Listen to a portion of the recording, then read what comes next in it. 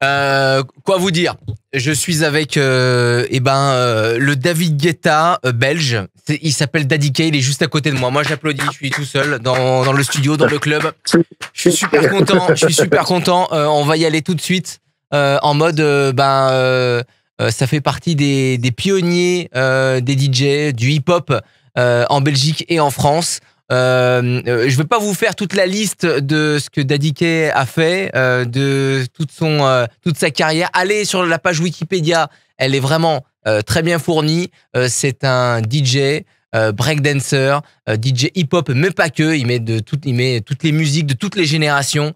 C'est l'un des plus connus DJ belges et il est avec nous dans le club Radio Scoop. Merci. Oh là là, il a fait tomber la caméra. Voilà. On enregistre en visio. N'hésitez pas à aller nous voir sur notre YouTube, la chaîne YouTube de Radio Scoop. Salut Daddy K, comment tu vas? Ça va Adrien, tu vas bien? Bah ça va très très bien. On démarre tout de suite avec ce morceau. Mais vous êtes fous.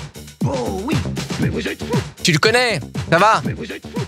Ah oui, Ah c'est ouais, le début de l'histoire. le chef des programmes m'a passé le vinyle, voilà. Moi il m'a dit qu'il avait le vinyle, il me l'a passé. Ça c'est collector. Ah hein, c'est vraiment collector. Dessus il y a la version techno. Alors je savais pas qu'il y a une version techno. Ouais. À l'époque, si tu veux, la version single, c'était un peu la version dance, c'était un peu connoté techno à l'époque, puisque c'était inspiré de Technotronic. D'ailleurs, si tu écoutes Oui. le kick et les sons, c'est une similitude à Technotronic. Oui, j'ai vu dans une interview pour Canal, j'ai vu que t'avais clairement dit, bah en fait on a pris le kick, donc le pied de la musique de Technotronic et le snare, et voilà, on l'a pris et on l'a mis dedans, c'est ça? Ah, exactement, c'est surtout Lucente Vito qui aujourd'hui est Junior Jack, un DJ reconnu sur la scène house internationale, avec qui on bossait, qui a eu cette idée quoi. Donc qui lui a été habitué des clubs et qui disait venez on fait un truc dans le genre de Technotronic et parce qu'au départ la première version c'est une version 100% hip-hop qui est sur la face B d'ailleurs et au final les radios ont décidé de choisir la version plus Technotronic. Donc tu me parlais, tu parles des radios.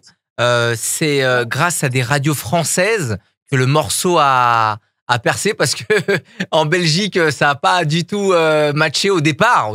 Hein. Non, tout à fait. Nul n'est prophète dans son pays, hein, c'est ce que j'ai envie de dire. Donc c'est Radio Métropolis dans le nord de la France qui a été le premier à jouer Mais vous êtes fous, oh oui. Et à notre grande surprise, ça a été le commencement, en tout cas, de notre belle histoire, quoi. Ah mais carrément. Franchement, là les Belges ils ont pas eu le nez creux hein, pour le coup. Après ça a percé, hein, bien évidemment. Et ce qui a marqué aussi ce morceau, Mais vous êtes fou avec Benny B, c'est une célèbre émission aussi en France qui a permis de faire le buzz à l'époque. Il y avait pas Internet. Tout à fait, c'est l'émission de Jacques Martin, Le Monde est à vous, hein. Donc c'est lui qui a été le premier à croire en nous et à nous inviter sur le plateau. Évidemment, nous on était des danseurs de rue à la base, donc on est venu, on a ramené la rue sur le plateau de Jacques Martin avec le breakdance, avec les platines, avec le rap, la façon de s'habiller et donc ce titre. Qui aujourd'hui est devenu culte quoi, entre guillemets. Donc c'était le début d'une belle histoire et puis Jacques Martin nous a fait le premier buzz quand j'ai fait les ciseaux par terre, donc c'est-à-dire un mouvement de breakdance. Ouais. Il s'est mis lui-même sous le sol et a essayé de reproduire ça et ça du jour au lendemain toutes les télés nous voulaient, toutes les émissions nous voulaient, on était devenu le groupe à avoir absolument dans son émission quoi. Et c'est vrai que tu le disais justement dans une interview aussi. Qu'à chaque fois qu'on met des images de Jacques Martin, on vous associe à Jacques Martin, en fait. Écoute, à chaque fois qu'il y a des images de Jacques Martin, on est avec. À chaque fois qu'il y a des images de Dorothée, on est avec. Donc, quelque part, on fait partie de cette génération pop culture des années 80, 90. Et aujourd'hui, c'est plus qu'une fierté, quand même. Alors, pour ceux qui ne savent pas, 90, c'est 90 en belge. Voilà, Oui, excuse-moi, 90. Non, mais... Je m'excuse auprès de tous les Français. 90. Non, il n'y a pas de souci. Mais en tout cas, Ce qui est vraiment bon, le morceau, il a quand même vieilli. On est d'accord. Tu vois, c'est pas toi qui va me Tout à contredire. fait. Est-ce qu'il y a, 35 ans cette année. 35 ans cette année. 35 ans. C'est la mode de refaire des morceaux. Il y a pas très longtemps, il y a Camaro qui a refait Femme Like You. Bon, c'était pas la même époque, c'était pas les années 90. Camaro, Femme Like You, c'est les années 2000. Est-ce qu'il y a un projet de refaire ce morceau? J'imagine peut-être que c'est pas la première fois que tu entends cette question, mais Non. C'est marrant que tu m'en parles parce que on sort le 14 décembre, on fait une soirée spéciale pour les 35 ans de Mais vous êtes fous ouais. en Belgique, à l'Acte 3, près de Bruxelles. Et donc pour l'occasion, on sort un vinyle à 300 exemplaires seulement limité qui sera disponible ce soir-là, où j'ai fait un remix de Mais vous êtes fous en associant, si tu veux, les prémices du hip-hop américain, donc c'est-à-dire le premier hit de rap américain, le premier disque d'or de rap américain, c'est en l'occurrence Sugar Hill Gang avec Rapper's Delight, Ouais. et je l'ai mélangé avec nous qui sommes entre guillemets le premier hit de rap français, le premier disque d'or de l'histoire du rap français, et donc l'histoire est belle parce que ça se marie vraiment bien, et donc il y a tout un remix donc qui sort. D'ailleurs, j'aurais dû te l'envoyer ou je vais te l'envoyer Avec plaisir. Je vais t'envoyer, comme ça tu l'auras en exclusivité. Tu me l'envoies et on le joue dans le club, hein, sans problème. On est avec Daddy K dans le club Radio Scoop. Avec Benny B, ils ont fait ce morceau, Mais vous êtes fous, sorti dans les années 90. C'était l'année 90 exactement. Mais vous êtes fous. Pour la petite histoire, là moi j'ai appris ça en préparant cette interview. Je ne savais pas, peut-être que parce que je suis trop jeune. Mais je ne savais pas depuis que je l'ai découvert. Mais vous êtes fous, c'est tiré d'un dessin animé. Exactement. Alors il y a plein de gens qui doivent pas le savoir en fait. Non, personne ne le sait. Et encore dernièrement, j'ai fait un séminaire autour de Goldorak, Capitaine Flamme et les mangas de notre époque. Et quand j'ai expliqué l'histoire, tout le monde était ébahi. En fait, pour faire court, à l'époque, on n'avait pas de Serato, il n'y avait pas d'ordinateur, donc il fallait trouver des phrases en français. On n'en avait pas, donc j'ai eu l'idée de prendre mes disques d'enfants. Tu vois, donc il y a le petit ménestrel où tu vois, ça racontait des histoires. Ça paraît totalement fou, mais à l'époque, on écoutait des histoires en mettant le vinyle, tu vois. Donc et donc j'avais le disque de Goldorak où j'ai fait 12 pics martiens avec, et j'avais le disque de Capitaine Flamme où ça raconte une histoire. Ouais. Et sur la face A, un moment dans l'histoire, ça dit Mais vous êtes fous. Et sur la face B, un peu plus loin, ça dit Oh oui. Et j'ai eu l'idée de mettre les deux ensemble. Et je disais ça déjà pour mes championnats de DMC et tout ça, et puis quand on a fait le morceau, je me suis dit pourquoi pas le mettre dans la séquence, et au final j'aurais jamais pensé que ça deviendrait une gimmick qu'aujourd'hui les gens chantent encore, tu vois, donc c'est totalement fou. Mais alors faut vraiment avoir l'idée à cette époque-là de sampler du Capitaine Flamme et de faire une phrase, parce qu'aujourd'hui c'est assez commun quand on fait des jingles radio, des jingles pour ces mix, c'est commun de prendre des samples de films, mais là vraiment c'est du génie quand même, hein, à cette époque-là. C'est peut-être du génie ou du coup de chance aussi. Ouais, ou de la chatte. Oui, on peut le dire. Ouais, voilà. Toute la carrière de Daddy K est basée sur de la chatte, on peut le dire. C'est un coup de chance. Non, mais je veux dire, c'est un petit peu un mélange de tout parce que on est au début de plein de choses et on ne sait pas vraiment où on va, tu vois. Donc nous, on n'a pas à part les Américains, on n'a pas d'inspiration directe, on n'a pas d'ordinateur, on n'a pas YouTube, on peut pas revoir les choses. Très compliqué, tu vois. Donc on essaie tout d'inventer un peu par soi-même et de se débrouiller par soi-même. La culture hip-hop a toujours été une culture de débrouille, quoi. Tu vois. Donc donc on faisait avec ce qu'on avait et avec les moyens du bord. Bon, en tout cas, Daddy K, il perdure dans le temps et ça fait plaisir. Ce morceau des années 90, on le réécoute. On va le jouer dans le Club Radio Scoop avec Benny B. Mais vous êtes fous. Il y a eu d'autres morceaux qui sont sortis. C'est qu'est-ce qu'on fait maintenant parce qu'on est jeune. 10, 9, 8. Voulez-vous coucher avec moi? Up and Down. Il y en a eu d'autres dans les années 90. Mais l'un des plus gros succès quand même, c'est Mais vous êtes fous. Il est là. Ça aurait été bien que tu le dédicaces pour le chef de la radio. Mais bon, un jour, si tu passes à Lyon, hein, si tu passes dans la région, on sait jamais. Avec grand plaisir. Voilà. Et Daddy Kay, c'est aussi, comme je le disais il y a 2 secondes, c'est quelqu'un qui perdure dans le temps. Il est animateur radio et il fait des shows de partout en Belgique. C'est vraiment la folie, hein, vraiment, quand tu vois sur tes réseaux. C'est vraiment la folie, tout ce que tu fais avec le public. C'est à la fois un show DJ, puisque c'est l'un des seuls DJ que je connaisse qui mixe encore avec des platines vinyles. Enfin, effet vinyle, tu n'arrives pas avec tes bacs, hein, tu viens avec ton Serato. Non, on est passé à du matériel un peu plus moderne depuis. Exactement. Et donc, il mixe en version vinyle, ça scratch pendant ses prestats, il enrangue les foules, c'est vraiment assez dingue, beaucoup d'animation. C'est quoi la formule magique pour que tu restes autant au top, Daddy Kay? Écoute, je pense qu'il n'y a pas de formule magique. Je pense qu'il faut être passionné dès le départ et le rester le plus longtemps possible sans se faire monter la tête trop haut et toujours être proche des gens. Je pense que le fait d'être très proche des gens et d'être toujours là pour eux, c'est très important, même au-delà des musiques que tu sors ou des prestations que tu fais.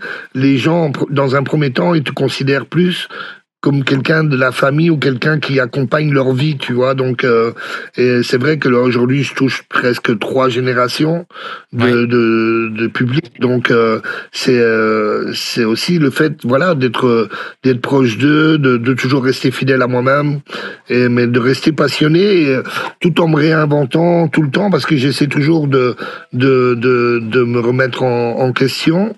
C'est vrai que c'est devenu très rare des DJ qui performent aujourd'hui. Il y a des très bons producteurs, il y a des très bons DJ, mais quand on va en festival, les DJ jouent leur production, ça fait bouger les gens. Moi, j'essaie vraiment toujours d'amener un show en plus, et ça vient du fait que je viens des DJ de compétition, tu vois, donc du DMC et tout ça. Donc c'est un petit peu ce que j'ai gardé, quoi, et que j'ai toujours voulu donner aux gens. C'était un show avant tout, avant la musicalité. Donc c'était vraiment d'être en osmose avec les gens, de leur donner un show et d'être en communion parfaite avec eux et de les faire participer surtout. Daddy Kay est avec nous dans le Club Radio Scoop. Allez le suivre sur les réseaux sociaux parce que tout ce qu'il dit, ça transpire sur ses réseaux sociaux. C'est quelqu'un de très humble et il vous partage un petit peu toutes ses passions, à la fois la musique et aussi quand il fait des soirées avec ses vieux copains Benny B et toute la clique, et aussi c'est sa passion pour Goldorak aussi. Donc n'hésitez pas je sais pas si tu la vois, mais jusqu'à la montre, c'est Goldorak. Jusqu'à la montre. Et quand vous allez sur les réseaux de Daddy Kay, vous allez avoir envie aussi d'avoir des t-shirts Adidas parce qu'il est sponsor Adidas. Donc, on n'a qu'une envie, c'est d'aller chercher du Adidas sur Vinted. C'est vrai qu'il a toujours des fringues de fou. Et donc, on a envie d'avoir des t-shirts Adidas, mais en tout cas, il change pas et on est bien. Il y a aussi, j'ai vu passer, on est dans le club, on est comme dans un club virtuel le samedi soir dans le Club Radio Scoop. J'ai vu passer qu'il y a un patron de club qui t'a dit que t'allais jamais être DJ. Alors moi, ça m'est arrivé aussi, mais pas à ton époque. Mais il y a un patron qui t'a affiché en pleine soirée que t'as jamais allé être DJ. Exactement. Ce qui est assez drôle, c'est que c'était mon premier concours de DJ, donc en l'occurrence c'était l'époque où le scratch n'était pas encore populaire et tout ça. C'était vraiment les prémices du scratch et des passe-passe et tout ça. C'était en Belgique. Et donc c'était en Belgique, au Chep à Mons, qui était la boîte de la base militaire américaine implantée en Belgique. Donc c'est une boîte où il y avait plein d'Américains, où ils étaient très en avance musicalement sur le hip-hop et tout ça. Et donc j'ai fait mon premier concours là-bas, et comme c'était basé plus sur le mix, et moi je suis venu vraiment en mode très technique, il m'a arrêté en plein show. Moi je faisais pas danser les gens, tout le monde regardait mais personne dansait, tu vois. Et il a pris le micro, il a dit: toi arrête immédiatement, tu seras jamais DJ. Et ce qui est assez drôle, c'est que il y a quelques années, son fils m'a contacté sur Instagram en disant que son père voulait s'excuser. Ouais, c'est très mignon comme histoire, parce que il m'a écrit, il m'a dit: mon père voulait s'excuser de ce qu'il t'avait dit il y a à tes débuts, parce que aujourd'hui, quand il voit ta carrière, il dit qu'il a été un imbécile de dire ça, et que il n'avait pas compris qu'en fait tu étais déjà en avance sur plein de choses, et voilà, il voulait voulait s'excuser, il t'embrasse fort. Et donc voilà, la boucle est bouclée et ça m'a beaucoup touché, ça m'a énormément touché. Et voilà, comme quoi, malgré que les gens te disent un jour, ne fais pas ci, ne fais pas ça, c'est pas bon. Et je pense qu'il faut aller au bout de ses idées, au bout de ses rêves. Et puis voilà, viendra ce qui viendra. Après, on peut subir un échec, comme on peut subir une réussite. Rien n'est acquis d'avance, mais je pense qu'il faut quand même aller jusqu'au bout pour ne pas avoir de regrets, surtout après. Avant d'être DJ, tu étais breakdancer. Moi, ce qui m'intéresse, c'est le côté DJ. Quel a été ton déclic DJ? Est-ce que ça a été quelqu'un? Est-ce que ça a été dans ton enfance, quelqu'un qui t'a offert un vinyle, une platine? Est-ce que tu revois un moment dans ta vie où il y a eu ce déclic pour devenir DJ? Écoute, j'ai toujours été passionné de musique. Ouais. Je me souviens petit, j'avais un tourne-disque, tu vois, c'était à l'époque des manches-disques, ça s'appelait, donc t'avais des 45 tours, tu les mettais dans une sorte de boîte et le disque était aspiré, tu vois, donc j'avais ça avec plein de vinyles et puis au fur et à mesure du temps, quand j'ai découvert le hip-hop avec toutes les disciplines, donc le break, le graffiti, le rap, le beatbox et le DJing, je me suis essayé à toutes les disciplines et puis à un moment, quand j'en ai eu marre du break, je me suis dit j'ai envie de me lancer plus dans le DJing parce que j'aimais déjà beaucoup la musique, j'ai acheté des vinyles et tout et j'avais un pote en Belgique qui s'appelait DJ City qui lui avait du matériel, moi j'avais pas de matériel du tout et j'allais toutes les semaines m'entraîner chez lui, il habitait à Namur donc c'était à 1 heure de train, je prenais le train, j'allais m'entraîner chez lui, me montrer des trucs et tout et voilà, c'était mes premiers pas vers le DJing et puis l'année d'après donc que j'ai perdu le concours, j'ai gagné le DMC de Belgique et j'ai gagné mes premières platines parce que j'en avais pas en fait. Et c'était quoi comme marque ces platines? C'est des Technics? Technics, ouais. Technics, c'était toujours, et ça a toujours été une référence, tu vois. Donc, mais par contre, pour en acheter une, c'était hors de prix, surtout à l'époque. Mes parents, c'était des gens modestes, donc et voilà, donc on pouvait pas s'offrir des platines, une table de mixage, c'était hors prix. Et donc, j'allais chez mon ami m'entraîner, et les premières platines que j'ai vraiment eues en main, c'est celles que j'ai gagnées au championnat de Belgique. On est toujours avec Daddy K dans le club Radio Scoop. Il vient nous raconter de son déclic DJ. N'hésitez pas à aller voir la vidéo qui est disponible sur notre chaîne YouTube et le podcast qui est bien disponible. Partagez-le à un copain, à un pote qui est fan de musique, qui est fan aussi des DJ résidents qu'on reçoit dans le club Radio Scoop. On soutient bien évidemment tous ceux qui bossent fort la semaine pour vous ambiancer tard le week-end. On est là avec vous, le club Radio Scoop, toujours en compagnie de Daddy K. Dans les années 2000, Daddy K, il fait beaucoup de remix, beaucoup de mash-up et il mélange les sons. Je vais te montrer quelque chose. Alors là, c'est pas très radiophonique, ok? Allez voir la vidéo sur YouTube, mais je vais lui montrer des vinyles qu'on m'a passés. C'est le chef de la radio qui a acheté tous tes vinyles, les remix vinyles de Daddy K. Alors voilà. Il y a tous les volumes. Ouais. Donc, Daddy K, dans les années 2000, il fait des bootlegs, ce que font tout plein de DJ pour leur soirée et le festival en club, etc. Mais lui, à cette époque-là, il presse tous ses remixes. Et on a là le volume 2, le volume 3 et le volume 2, 3, avec des couleurs différentes. Le volume 4, 5, 6, 7, 8, bon, il y en a beaucoup. 10, 11, 12... 13 et 14 et voilà, ils sont tous là. Ils sont tous les. Il y en a 14 ou 15 au total, je pense. Il y en a combien? 14 ou 15. 14 ou 15 au total. Il y en a 15. Il les a tous. Je crois que c'est le dernier, ça, je crois. Il y a Special Jackson. Le Special Jackson. Ouais, d'office. Ouais, et il y avait aussi. J'ai adoré cette pochette. Alors là, vous la voyez pas à la radio, bien évidemment, c'est marqué Oriental Party Break avec une infographie spéciale année 2000. Daddy K, voilà. Exact. C'est une période un petit peu. C'est l'époque du Punjabi MC. Voilà, Punjabi MC et tout ça. Il faut savoir que pour l'histoire de ces remixes, en fait, j'avais sorti des mixtapes qui, au départ, ont eu un énorme succès, tu vois. Donc, je pressais les vinyles, mais en très peu de quantité, juste pour moi, pour pouvoir jouer des versions différentes, tu vois. Et donc, tu les vendais aussi en soirée. Et tu les vendais? Au départ, non. Ah. Départ, non, tu vois. Au départ, c'était uniquement pour moi.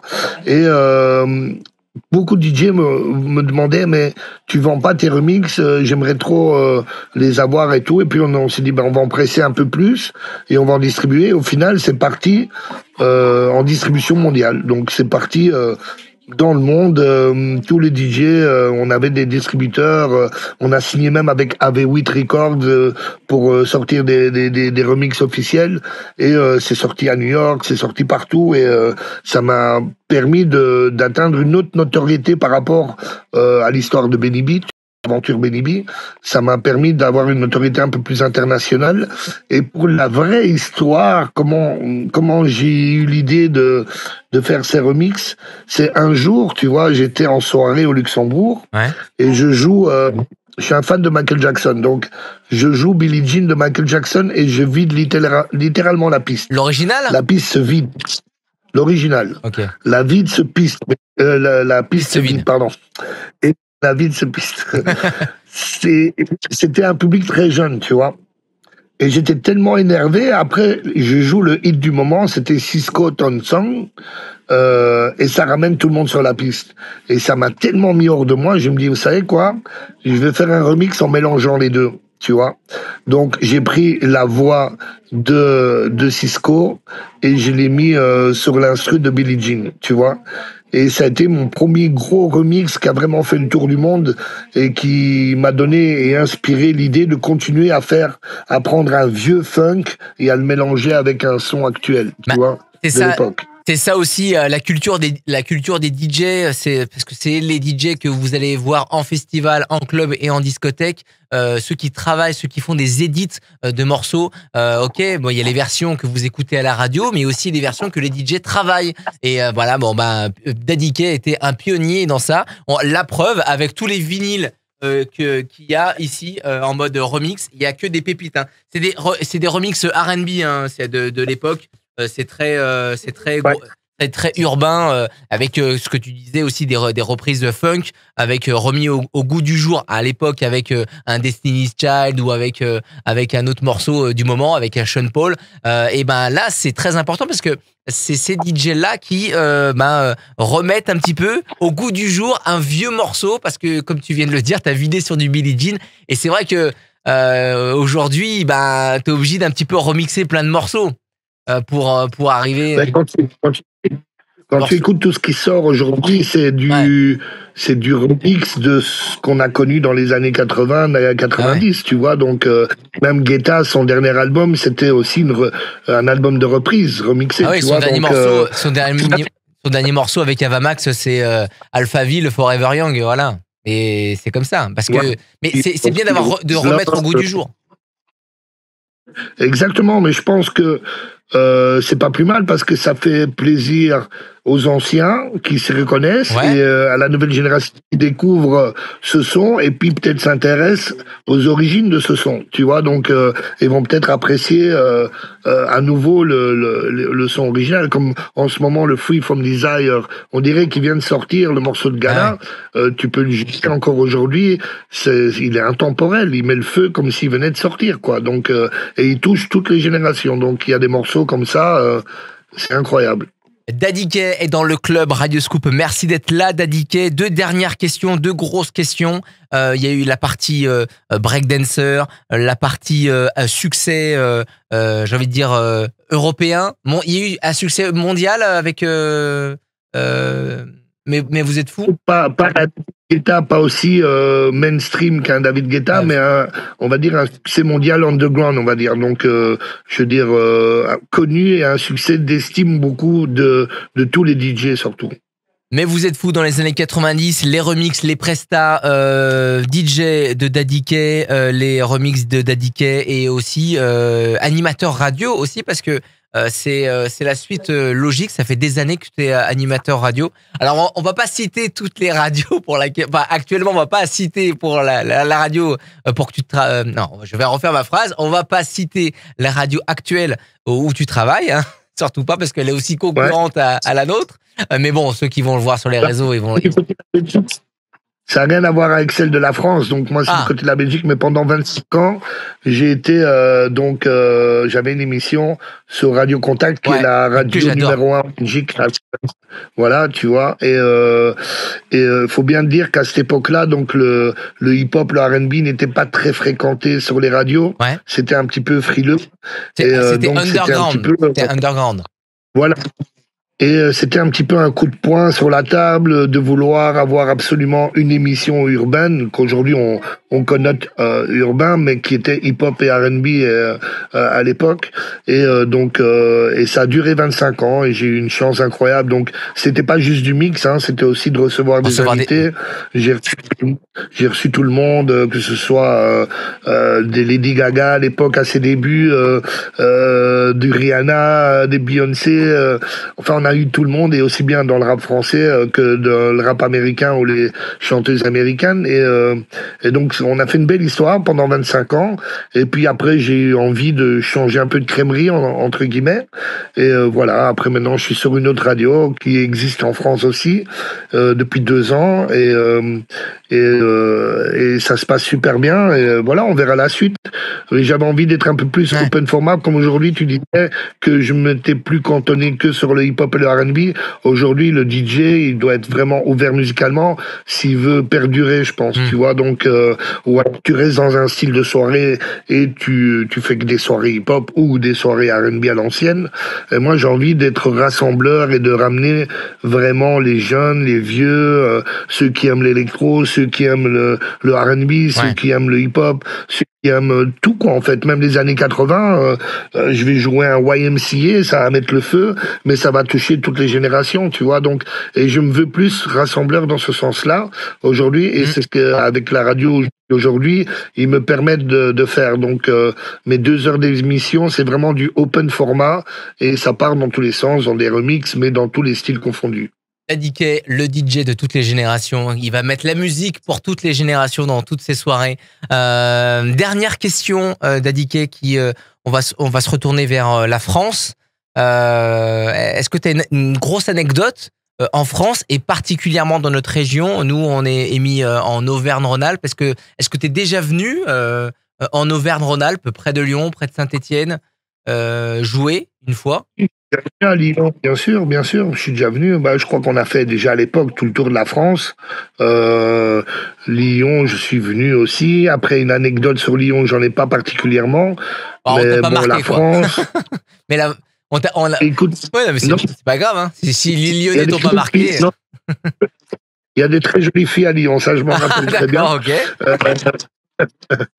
Non, mais plus sérieusement, je pense que la France, c'est un petit peu mon pays de cœur, tu vois, même si je suis belge, mais la France m'a toujours accepté, m'a toujours accueilli comme quelqu'un de chez vous, donc la France a contribué énormément au succès de ma carrière et de mon histoire, et je serai toujours éternellement reconnaissant aux DJ français et au public français. Ouais. Et d'ailleurs, je me considère un peu comme franco-belge, plus que belge même si, voilà, je veux dire, je viens de Belgique, de Bruxelles, et la Belgique, je lui dois tout aussi, mais la France m'a vraiment beaucoup apporté aussi, et ça, c'est quelque chose que j'oublierai jamais, tu vois. Donc c'est vraiment un bonheur de toujours être là, de pouvoir toujours performer, de toujours pouvoir échanger et de partager avec les gens. C'est une chance extraordinaire, et je souhaite vraiment ça à tout le monde, de pouvoir vivre ça, à tous les passionnés de musique, parce que voilà, la musique, c'est quelque chose de rassembleur. On est dans un monde très compliqué en ce moment, de plus en plus même. On a besoin de se changer les idées, d'oublier un petit peu, et c'est pour ça qu'on est là. 40 ans de carrière, Daddy K, dans le Club Radio Scoop. Quel plaisir de t'avoir reçu. Merci, Daddy K, d'avoir pris du temps.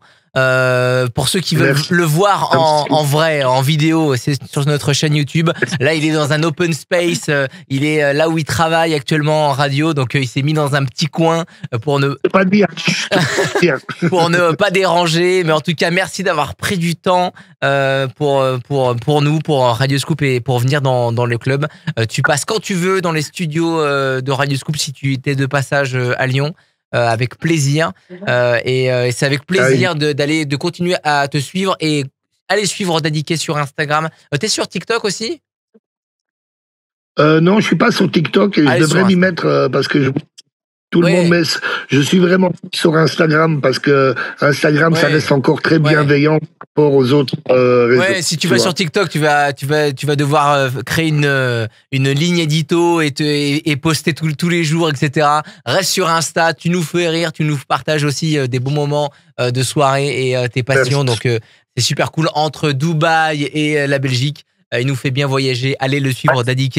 Et on te souhaite encore des années de mix. On va te retrouver aussi du côté du plus gros festival du monde. Il mixe depuis des années. Je crois que ça fait une dizaine d'années que tu mixes à Tomorrowland presque. 6 ans exactement. Ah, 6 ans je exactement. dis à dizaine Tomorrowland. Ouais. C'est quand même, Ouais. c'est quand même assez incroyable. C'est une fierté de pouvoir déjà faire partie de l'histoire de Tomorrowland et voilà, ce qu'ils font, c'est juste incroyable. Même si demain on n'y va plus, je veux dire, on est très fiers d'avoir pu y participer. Il ne suffit qu'une fois, mais là on a eu la chance de le faire 6 fois et en plus je l'ai fait avec ma femme qui est DJ aussi, Ah oui, aussi. Niki Sanchez. Niki Sanchez. Et ça, c'est plus qu'une chance, quoi. Tu vois, déjà, pouvoir faire Tomorrowland, c'est incroyable, mais le partager avec la femme qu'on aime, c'est juste incroyable. Incroyable. Ce qui est incroyable, c'est d'avoir reçu Daddy K. Merci beaucoup d'être passé dans le club, Daddy. Merci beaucoup. Merci beaucoup. Un big up à tous.